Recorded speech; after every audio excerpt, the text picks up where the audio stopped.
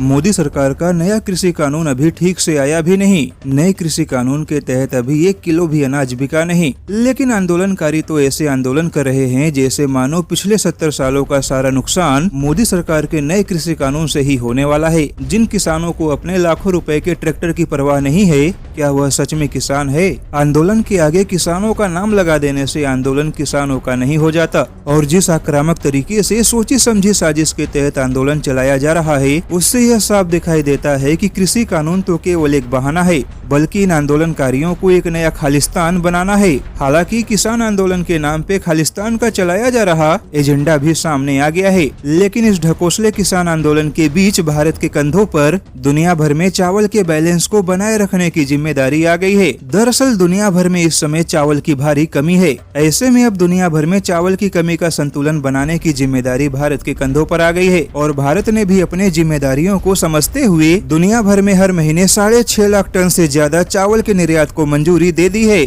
जैसा कि पिछले साल चीन में अनाज की कमी की वजह से चीन के अंदर भूखमरी के हालात पैदा हो गए थे। जब चीन चावल के एक एक दाने को तरस रहा था, तब भारत ने दुनिया भर में 17 मिलियन टन चावल का निर्यात किया, और कई सारे देशों को तो भारत ने हजारों टन अनाज ऐसे ही दान में दे दिया। और एक बार फिर से भारत ने दुनिया भर में चावल के संतुलन को संभालने का बीड़ा उठाया है, लेकिन इस बार भारत चावल दान में नहीं दे रहा। हालांकि दुनिया भर में चावल का संकट इसलिए पैदा हो गया क्योंकि थाईलैंड और वियतनाम जैसे देशों में सूखे की वजह से चावल का उत्पादन हुआ ही नहीं, क्योंकि यह देश चावल का अत्यधिक निर्यात करते हैं। वहीं यूरोपीय यूनियन के कई सारे देश पिछले 3 सालों से सूखे की मार से परेशान है।